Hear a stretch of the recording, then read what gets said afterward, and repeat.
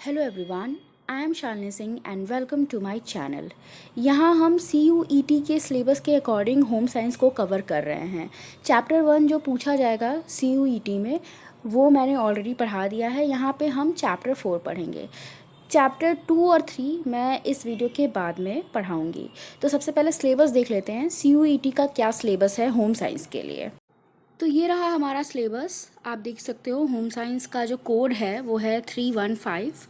तो चैप्टर 1 हमने ऑलरेडी पढ़ लिया है। यहाँ पे हम चैप्टर 4 पढ़ेंगे।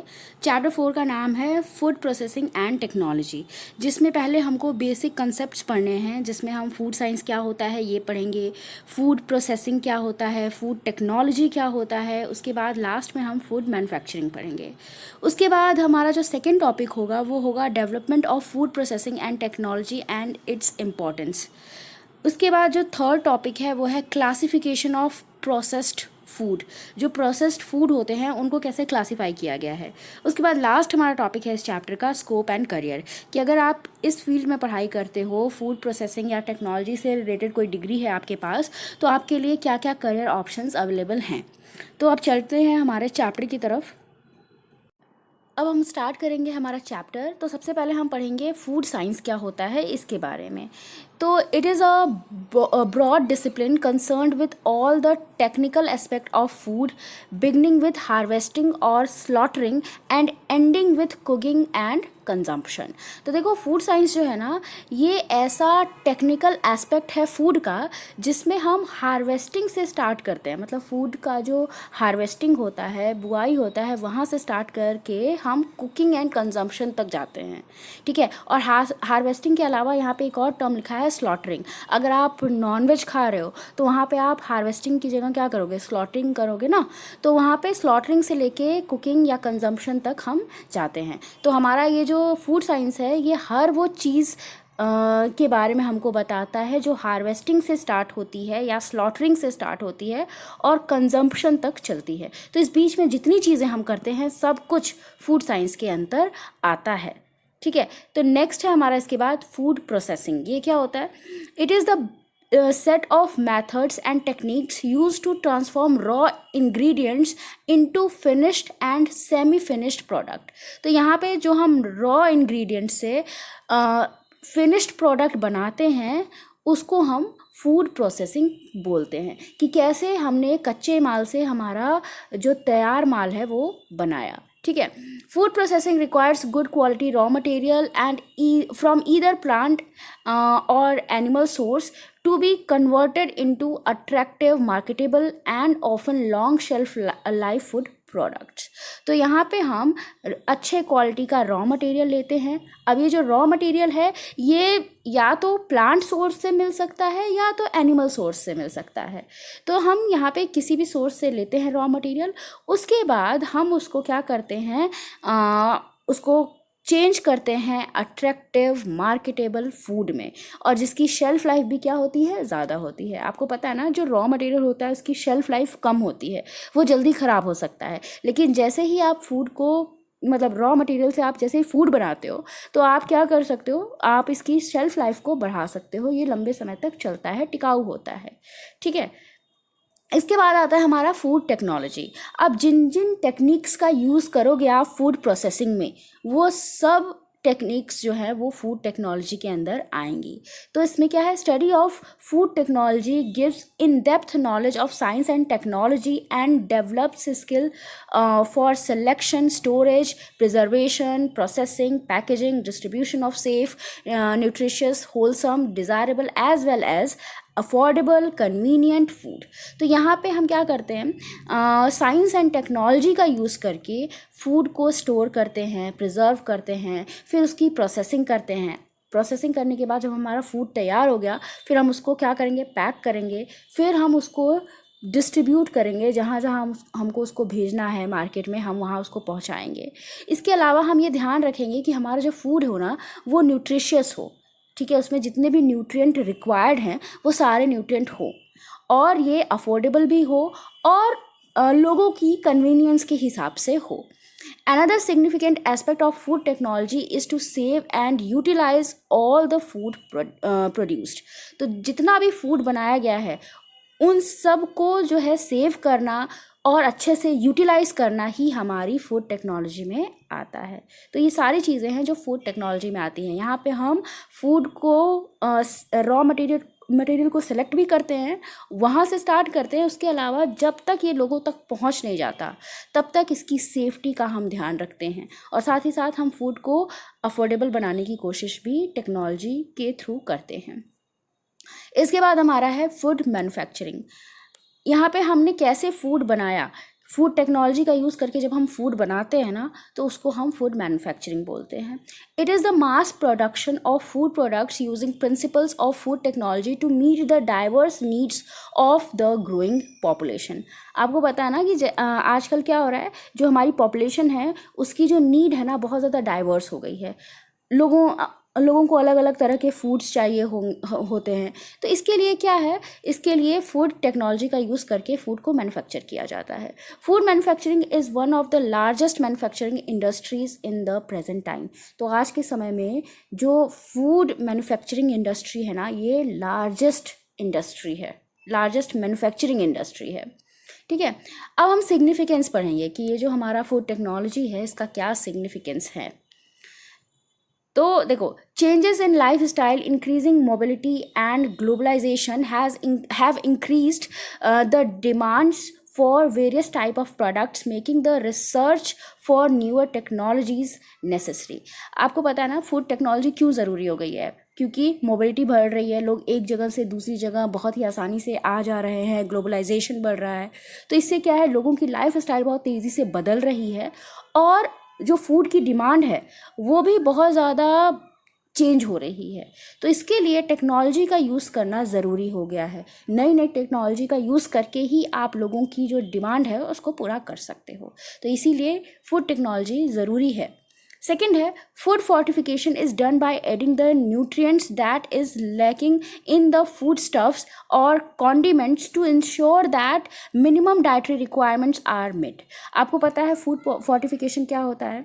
देखो, इसमें क्या किया जाता है, न्यूट्रिएंट्स को अलग से मिलाया जाता है फूड के अंदर, ताकि जो रिक्वायरमेंट है किसी भी पर्सन की वो पूरी हो सके, जो न्यूट्रिएंट्स की रिक्वायरमेंट है वो पूरी हो सके।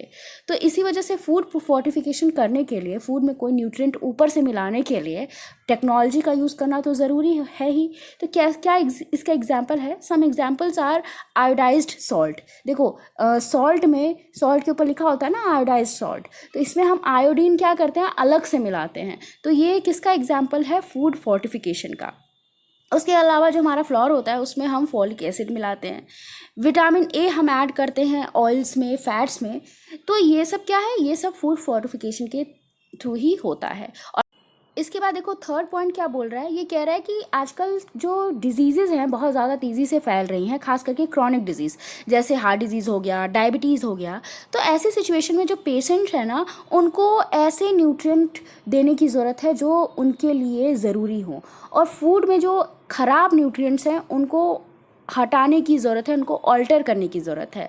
तो फूड प्रोसेसिंग के थ्रू हम ये भी कर सकते हैं। तो यहाँ पे यही चीज़ लिखी हुई है कि increasing prevalence of diseases like heart disease and diabetes and concern about wellness has made it necessary for scientist to alter the nutrient content of foods, for example reducing the calories content of processed food in several ways such as using artificial sweeteners.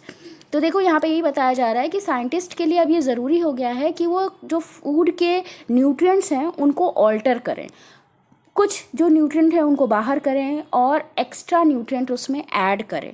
तो इसके लिए क्या होता है, जैसे example इसका बताया गया है कि आप आर्टिफिशियल स्वीटनर्स का यूज़ करते हो, क्योंकि अगर कोई डायबिटीज़ का पेशेंट है तो वो मीठा नहीं खा सकता। तो उसके लिए क्या कर सकते हो आप, जो कैलोरीज़ है उसको हटा सकते हो फूड से और आर्टिफिशियल स्वीटनर्स को ऐड कर सकते हो। लेकिन ये करोगे कैसे, इसके लिए फूड टेक्नोलॉजी की ज़रूरत होगी। तो इसीलिए ये एक बहुत बड़ा महत्व है फूड से टेक्नोलॉजी का यहाँ पे, कि आप क्या कर सकते हो, फूड को ऑल्टर कर सकते हो, उसमें न्यूट्रिएंट्स मिला भी सकते हो, न्यूट्रिएंट्स को हटा भी सकते हो उसमें से। फिर फोर्थ है consumer perceptions about food have changed. आपको पता है ना, फूड के लिए जो कंज्यूमर की अवधारणा है, उनका परसेप्शन है, वो चेंज हो चुका है। The demand for food free of chemical pesticides and preservatives yet having a longer shelf life and retaining their natural flavor and appearance is rapidly increasing। तो अब कैसी डिमांड हो रही है, कैसा फूड लेना चाहता है पॉपुलेशन, जो जिसमें कम केमिकल्स हों, जिसमें कम से कम प्रिजर्वेटिव्स का यूज़ किया गया हो और जिसकी शेल्फ लाइफ भी क्या हो, ज़्यादा हो, जो ज़्यादा टिकाऊ हो, इसके अलावा उसका नेचुरल फ्लेवर भी बना रहे, तो और अपीयरेंस भी अच्छी रहे। तो ये सारी चीज़ें अब हमारा जो पॉपुलेशन है वो चाहता है, तो इसके लिए भी फूड टेक्नोलॉजी बहुत ज़्यादा ज़रूरी है। तो ये सारी जो चीज़ें हैं, सारे पॉइंट्स ये इशारा करते हैं कि आज के समय में फूड प्रोसेसिंग एंड टेक्नोलॉजी कितनी ज़्यादा ज़रूरी है, कितनी ज़्यादा इसकी डिमांड है। इसके बाद हमारा नेक्स्ट टॉपिक है development of food processing and technology. कैसे कैसे फूड प्रोसेसिंग एंड टेक्नोलॉजी का डेवलपमेंट हुआ, कैसे शुरुआत हुई। तो in 1810 development of the canning process by Nicolas Appert was a decisive event. Canning had a major impact on food preservation techniques. तो सबसे पहले कैनिंग जो एक टर्म है वो किसने दी, निकोलस एपर्ट ने। इन्होंने बताया कि कैसे फूड की कैनिंग की जा सकती है, फूड को कैसे डिब्बों में, कैंस में रखा जा सकता है, उनको प्रिजर्व किया जा सकता है, उनकी शेल्फ लाइफ को बढ़ाया जा सकता है। तो ये एक इवेंट था जो 1810 में हुआ था। उसके बाद Louis Pasteur's research in 1864 on spoilage of wine and his description of how to avoid spoilage was an early attempt to put food technology on a scientific basis. तो लुई पास्चर का नाम आपने सुना है। इन्होंने 1864 में बताया कि कैसे हम वाइन को स्पॉइल होने से रोक सकते हैं। तो लुइस पास्चर ने पास्चराइजेशन नामक एक टेक्निक डेवलप की जिसके थ्रू हम मिल्क को डिस्ट्रॉय होने से बचा सकते हैं। इसके बाद आपको पता है कि 20th सेंचुरी में बहुत सारी घटनाएं हुई, वर्ल्ड वॉर्स हुए, लोगों ने स्पेस में जाना स्टार्ट कर दिया। उसके बाद आपको पता है कि जो फूड की डिमांड है वो बहुत ज़्यादा बढ़ गई। फूड की डिमांड मतलब कि बहुत सारे वैरायटी ऑफ फूड की डिमांड बढ़ गई, लोग अलग अलग तरह के फूड प्रोडक्ट यूज़ करने लगे। अब स्पेस में जो खाना होगा वो अलग होएगा कि नहीं, तो उन खानों को बनाने के लिए फूड टेक्नोलॉजी की ज़रूरत हुई और फूड टेक्नोलॉजी में एक ग्रोथ उस समय देखने को मिली क्योंकि डिमांड बढ़ रही थी, अलग अलग डिमांड आ रही थी फूड की। Food preferences and choices changed and people started incorporating into their diet food items preparations from different region and countries। तो अब ग्लोबलाइजेशन भी हो रहा था, लोग एक जगह से दूसरी जगह जा रहे थे, तो डिफरेंट डिफरेंट कंट्रीज़ के फूड को भी डिफरेंट लोग ट्राई कर रहे थे। तो जिससे क्या हुई, लोगों की जो चॉइसेस है, प्रेफरेंसेस हैं, वो चेंज होने लगी। लोग डिफरेंट फूड को टेस्ट करने लगे, उसको यूज़ करने लगे, खाने लगे। The desire to have seasonal food all year round increased. अब देखो, पहले क्या होता था, कुछ फूड जो है वो कुछ स्पेशल सीज़न में ही मिलते थे, लेकिन अब क्या हुआ, डिमांड बढ़ने लगी। अब वो जो सीजनल फूड है ना, वो पूरा साल लोगों को चाहिए होने लगा। ठीक है, लोग सीजनल फूड को पूरे साल चाहने लगे। Food technologist made effort to provide both safer and fresher food using new technologies. तो फूड टेक्नोलॉजिस्ट ने भी क्या किया, फूड टेक्नोलॉजी का यूज़ करके जो ये सीजनल फूड है इनको अवेलेबल बनाया पूरे साल के लिए। ठीक है, और ये जो फूड थे ये सेफ़र भी थे और फ्रेशर भी थे। तो टेक्नोलॉजी का यूज़ करके कोशिश की गई कि फ़ूड को सेफ़र फ्रेशर बनाया जाए पूरे साल के लिए, ताकि पूरे साल लोग सीजनल फूड को भी कंज्यूम कर सकें।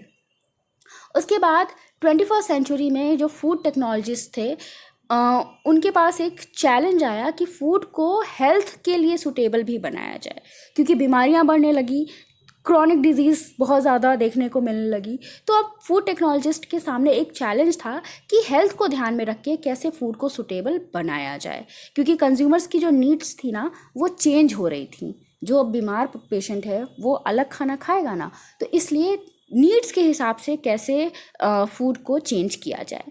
In developing countries, this rapidly expanding and developing field has been helpful in improving food security and has opened avenues for employment at all levels.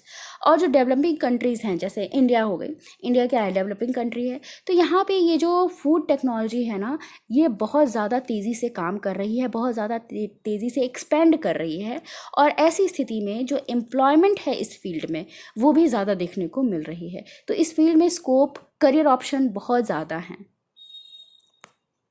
तो ये हमने डेवलपमेंट पढ़ लिया कि कैसे आज फूड टेक्नोलॉजी इतने बड़े लेवल पे इंडिया जैसी कंट्रीज़ में भी आ गई है और अच्छा खासा एम्प्लॉयमेंट का मौका दे रही है लोगों को। इसके बाद है need and methods of food processing. Food processing की नीड क्यों है और कौन कौन से मेथड हम अप्लाई करके फूड प्रोसेसिंग कर सकते हैं। तो सबसे पहले नीड के बारे में पढ़ेंगे। आपको पता है कि फूड जो है बहुत जल्दी ख़राब हो सकता है, इसमें फिज़िकल, केमिकल और बायोलॉजिकल चेंजेस आते रहते हैं। तो इसके लिए फूड प्रोसेसिंग ज़रूरी है ताकि फूड की शेल्फ़ लाइफ को बढ़ाया जा सके।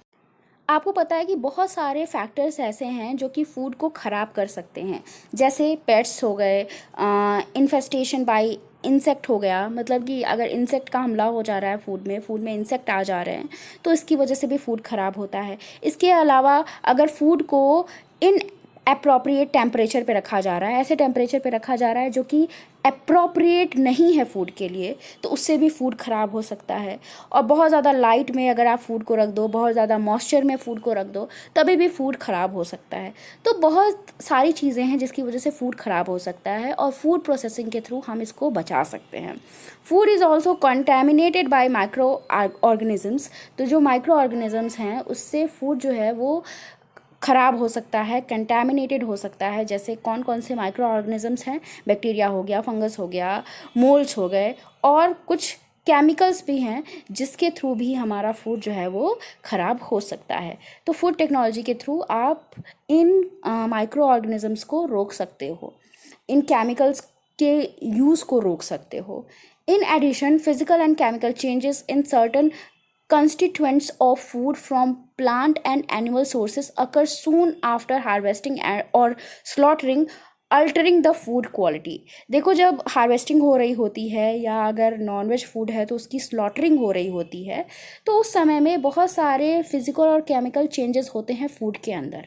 बहुत सारे हो सकता है माइक्रो ऑर्गेनिज्म आके फूड में घुस जाएं, हो सकता है फूड के अंदर कुछ चेंजेस हो जाएं, फूड को ख़राब जगह पे रख दिया जाए, जहाँ पे स्लॉटरिंग हो रही है वो जगह अच्छी ना हो, साफ़ सुथरी ना हो, तो इस समय फूड की क्वालिटी क्या हो सकती है, ख़राब हो सकती है। तो फूड प्रोसेसिंग के थ्रू ये जो फूड की क्वालिटी ख़राब हो रही है इसको भी हम रोक सकते हैं। इसी वजह से आजकल फूड प्रोसेसिंग बहुत ज़्यादा ज़रूरी है। इसके बाद हम पढ़ेंगे classes of food based on perishability. जो पेरिशेबिलिटी है उसके बेसिस पे फूड कितने टाइप के होते हैं। तो देखो, 3 तरह के होते हैं। एक तो होता है पेरिशेबल फूड, दूसरा होता है सेमी पेरिशेबल फूड, तीसरा होता है नॉन पेरिशेबल फूड। तो ये आपको पूछा जा सकता है कि कौन कौन से फूड हैं जो कि पेरिशेबल हैं। तो देखो, पेरिशेबल फूड वो होते हैं जो बहुत जल्दी ख़राब हो जाते हैं, जैसे मिल्क हो गया, कर्ड हो गया, मीट हो गया, फिश हो गया। ये आप 1-2 दिन से ज़्यादा, मैक्सिमम 2 दिन से ज़्यादा आप नहीं यूज़ कर सकते, तो इनको हम पेरिशेबल फूड बोलते हैं। सेमी पेरिशेबल कौन से होते हैं, जिनको आप 1-2 हफ्ते तक यूज़ कर सकते हो, मतलब मैक्सिमम आप 2 हफ्ते तक यूज़ कर सकते हो, जैसे फ्रूट्स और वेजिटेबल्स। ठीक है, लेकिन जो पोटैटो है उसको आप 2 से 4 वीक तक यूज़ कर सकते हो। अनियन को भी आप यूज़ कर सकते हो लंबे समय के लिए। तो ये 2 से 4 वीक तक चलते हैं। इसके अलावा बाकी जितनी भी सब्जियां और फ्रूट्स हैं वो 1-2 वीक ही चल पाते हैं, तो ये सेमी पेरिशेबल में आते हैं। उसके बाद आता है नॉन पेरिशेबल फूड। तो नॉन पेरिशेबल फूड वो होते हैं जिसको आप पूरा 1 साल रख सकते हो, वो ख़राब नहीं होएगा। जैसे आपके ग्रेन्स हो गए, ऑयल सीड्स हो गए, ठीक है। तो ये सब जो है आपके क्या हैं, नॉन पेरिशेबल फूड हैं।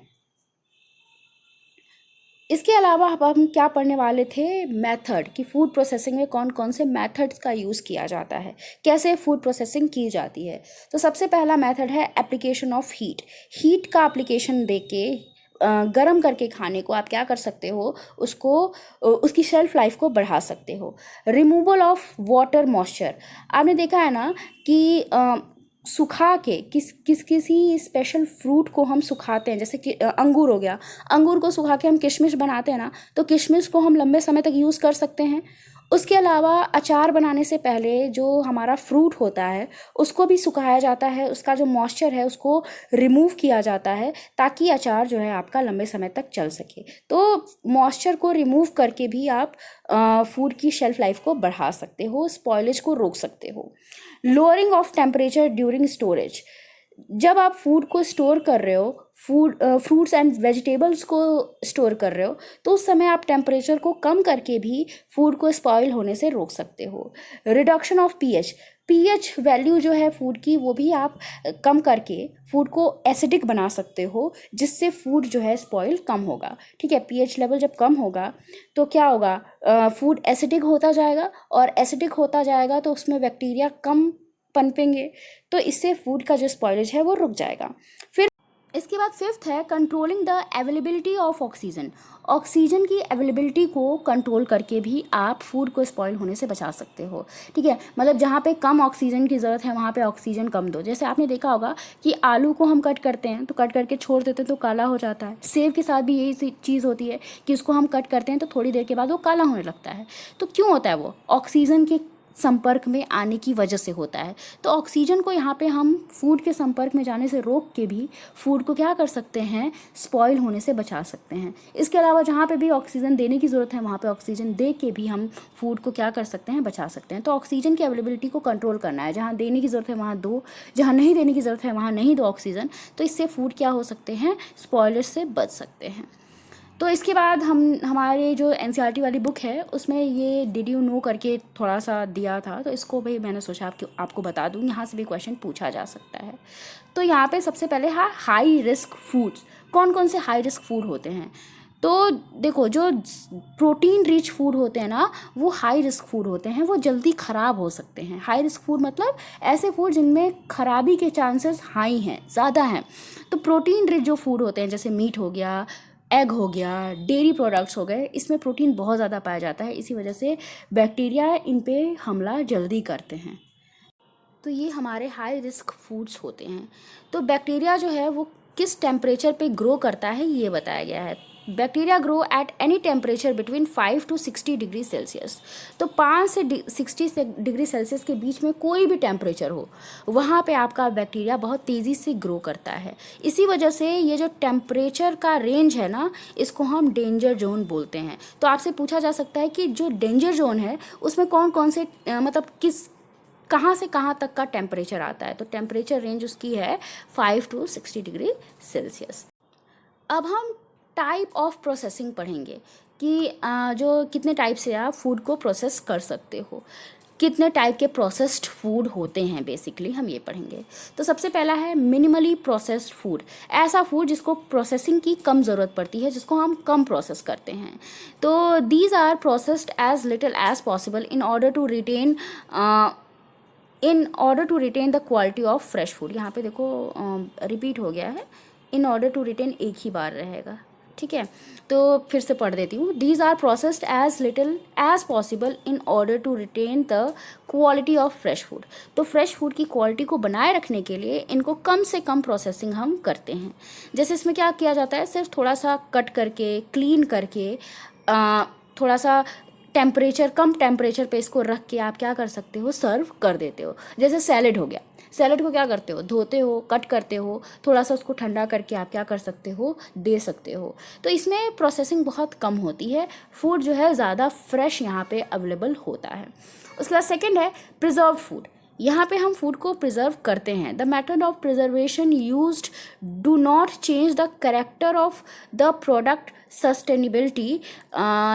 Example frozen peas and frozen vegetables. तो यहाँ पे जो है फूड, उसका जो कैरेक्टर है उसको चेंज नहीं किया जाता, मतलब फूड में कोई मिलावट नहीं होती, फूड को सिर्फ प्रिजर्व किया जाता है, सिर्फ उसकी शेल्फ लाइफ को बढ़ाया जाता है। जैसे फ्रोज़न पीस हो गए, इसमें हम कुछ मिलाते नहीं हैं, बस हम क्या करते हैं, पीस को रख देते हैं लो टेम्परेचर पे ताकि वो ख़राब ना हो। फ्रोजन वेजिटेबल्स भी इसका एग्जाम्पल है ठीक है, वेजिटेबल्स को आपने कोई चेंज नहीं किया उसके अंदर, उसमें कोई मिलावट नहीं की, बस आपने उसको क्या कर दिया, रख दिया लो टेम्परेचर पे, ताकि उसकी शेल्फ लाइफ बढ़ सके, वो ख़राब ना हो जल्दी। तो प्रिजर्व फूड में वो आते हैं जिसमें हम फूड के कैरेक्टर को चेंज नहीं करते, बस उसको थोड़े से लो टेम्परेचर पे रख देते हैं ताकि उसको प्रिजर्व किया जा सके। इसके बाद थर्ड है हमारा मैन्युफैक्चर्ड फूड। इसमें देखो जो रॉ प्रोडक्ट्स होते हैं ना, उनकी ओरिजिनलिटी को एकदम ख़त्म कर दिया जाता है, और इसके अलावा इसमें कुछ प्रिजर्वेटिव्स को भी यूज़ किया जाता है। जैसे अचार, अचार में देखो आप क्या होता है, अगर आप आम का अचार बना रहे हो तो हम रॉ प्रोडक्ट के रूप में आम को लेते हैं, लेकिन आम की जो ओरिजिनल टेस्ट होता है, ओरिजिनलिटी होती है, वो एकदम चेंज हो जाती है। आम को हम एकदम धूप में सुखा देते हैं, फिर उसमें हम प्रिजर्वेटिव्स मिलाते हैं, जैसे हम उसमें तेल मिलाते हैं, नमक मिलाते हैं, हल्दी वगैरह मिलाते हैं। ये सब क्या करते हैं, ये सब फूड को और ज़्यादा प्रिजर्व करते हैं, उसकी शेल्फ लाइफ को बढ़ाते हैं। फिर हम इन सबको मिला के कुछ दिन और अचार को रखते हैं, और वो हमारा अचार जो है रेडी हो जाता है खाने के लिए। तो ये होते हैं मैन्युफैक्चर्ड फूड। इसमें रॉ प्रोडक्ट जो यूज़ किया जाता है ना, उसकी ओरिजिनलिटी, उसका जो ओरिजिनल कैरेक्टरिस्टिक्स है, वो सब ख़त्म हो जाती है। ठीक है। फोर्थ है हमारा फॉर्मुलेटेड फूड्स। इसमें क्या किया जाता है, इसमें कुछ इंग्रेडिएंट्स होते हैं जिनको प्रोसेस करके ये फॉर्मुलेटेड फूड बनाया जाता है। जैसे ब्रेड हो गए, बिस्किट हो गए, ये सब किसका एग्जाम्पल है, फॉर्मुलेटेड फूड्स का। इसके बाद हमारा है फूड डेरिवेटिव्स। इसमें क्या किया जाता है, रॉ प्रोडक्ट से फूड के कंपोनेंट्स निकाले जाते हैं। जैसे ऑयल सीड से ऑयल निकालना, तो यहाँ पे आप क्या करते हो, यहाँ पे देखो इंडस्ट्रीज़ में इनका ज़्यादा यूज़ होता है। कंपोनेंट्स ऑफ फूड में B obtained from the raw product through purification. Purification के थ्रू रॉ प्रोडक्ट से जो कंपोनेंट्स ऑफ फूड हैं वो बनाए जाते हैं। जैसे ऑयल सीड से हम क्या निकालते हैं, ऑयल निकालते हैं प्योरिफिकेशन के थ्रू। इसके बाद इनको और ज़्यादा हम प्रोसेस करते हैं। जैसे ऑयल को आगे भी आप कन्वर्ट कर सकते हो वनस्पति में, और ऑयल को वनस्पति में कन्वर्ट करने का जो प्रोसेस है वो हाइड्रोजनेशन कहलाता है। ठीक है। इसके बाद सिक्स्थ है हमारा functional food. These are food that can have a beneficial effect of human health. ये जो फूड होते हैं ना, इनका ह्यूमन हेल्थ पे बहुत ही लाभकारी असर पड़ता है। जैसे प्रोबायोटिक्स, लाइकोपीन, ये सब क्या हैं, ये सब फंक्शनल फूड्स हैं जिनका ह्यूमन हेल्थ पे अच्छा असर पड़ना ज़रूरी होता है, और इसीलिए इनको बनाया ही जाता है कि ह्यूमन हेल्थ को ये और बेटर करें। उसके बाद सेवेंथ है मेडिकल फूड। नाम से ही समझ में आ रहा है, ये उस समय दिया जाता है जब कोई पर्सन बीमार हो या उसको कोई प्रॉब्लम हो हेल्थ से related. These are use in dietary management of diseases. तो डिजीजेस के सिचुएशन में ये फूड को यूज़ करते हैं। For example low sodium salt lactose free milk for person with lactose intolerance. देखो किसी को मिल्क से एलर्जी हो सकती है, मिल्क में जो लैक्टोज पाया जाता है उससे एलर्जी हो सकती है, तो उसको आप क्या दे सकते हो, लैक्टोज फ्री मिल्क दे सकते हो। ठीक है। तो इस तरह से ऐसे फूड को हम मेडिकल फूड बोलते हैं जो डिजीज़ की कंडीशन में दिया जाता है और स्पेशली उसी के लिए बनाया जाता है। इसके बाद हमारा जो लास्ट टॉपिक है वो है स्कोप एंड करियर, कि अगर आप फूड टेक्नोलॉजी एंड प्रोसेसिंग की फील्ड में पढ़ाई करते हो तो आपके लिए क्या क्या करियर ऑप्शन अवेलेबल हैं। तो देखो, आप प्रोडक्शन मैनेजर बन सकते हो, जहाँ पे भी फूड का प्रोडक्शन हो रहा है वहाँ का एरिया का जो मैनेजमेंट है उसको आप देख सकते हो। मार्केटिंग एंड सेल्स पर्सनल भी आप बन सकते हो, आप सेलर बन सकते हो। सेंसरी इवैल्यूएशन, आप इवैल्यूएशन भी कर सकते हो फूड का। अगर आपको पता है कि कैसे कौन सा फूड ख़राब होता है, तो सेंसरी इवैल्यूएशन कैसे होती है, देख के, सूंघ के, टच करके फूड को पता किया जाता है कि फूड की क्वालिटी कैसी है। क्वालिटी अश्योरेंस की फील्ड में भी आप जा सकते हो, फूड की क्वालिटी को चेक कर सकते हो, और इसमें भी बहुत अच्छा करियर ऑप्शन है। ठीक है, मतलब ये भी बहुत अच्छा करियर ऑप्शन है। रिसर्च एंड डेवलपमेंट की फील्ड में आप जा सकते हो, प्रोडक्ट डेवलपमेंट की फील्ड में भी आप जा सकते हो, जहाँ पे प्रोडक्ट को डेवलप किया जाता है, प्रोडक्ट पे रिसर्च की जाती है। प्रोजेक्ट फाइनेंसिंग, आपको अगर पता है फूड इंडस्ट्री की नॉलेज है आपको, तो आप जो भी प्रोजेक्ट चलाए जा रहे हैं उनकी फाइनेंसिंग भी कर सकते हो। प्रोजेक्ट अप्रेजल भी आप दे सकते हो। ठीक है। इसके अलावा टीचिंग और रिसर्च की फील्ड में भी आप जा सकते हो। एंटरप्रेन्योरशिप डेवलपमेंट की एरिया में भी आप जा सकते हो, आप खुद का बिजनेस भी स्टार्ट कर सकते हो। कंसल्टेंसी, आप कंसल्टेंसी की फील्ड में भी जा सकते हो, मतलब आप लोगों को सुझाव दे सकते हो कि कैसा खाना खाना चाहिए, कैसा फूड कैसे बनना चाहिए, ठीक है। इसके बाद टेक्निकल मार्केटिंग ऑफ प्रोडक्ट्स, आप प्रोडक्ट की टेक्निकल मार्केटिंग भी कर सकते हो। आपको पता होगा, अगर टेक्नोलॉजी के बारे में आपको पता होगा कि कौन सी टेक्नोलॉजी का यूज़ करके कौन सा फूड बनेगा, तो इस तरह से आप टेक्निकल मार्केटिंग की फील्ड में भी तो जा सकते हो। तो इस तरह से ये कुछ करियर ऑप्शन है जो कि अवेलेबल हैं इस एरिया में। तो इसी के साथ हमारे चैप्टर कंप्लीट होता है। अगर आपको कोई डाउट हो तो कमेंट सेक्शन में आप पूछ सकते हो, और इसके अलावा ये पूरा चैप्टर डिटेल में मैंने ऑलरेडी पढ़ाया है चैनल पे, तो आप उसको भी चाहो तो देख सकते हो। क्लास 12th की एनसीईआरटी की पूरी प्लेलिस्ट बनी है, उसमें सारे चैप्टर्स हैं, तो आप वहाँ से भी देख सकते हो, क्योंकि एग्ज़ाम आपका पास आ रहा है, ठीक है। तो कुछ चैप्टर जो मैं हो सकता है ना कवर कर पाऊँ, तो आप वहाँ से उसको देख लीजिएगा। Thank you for watching.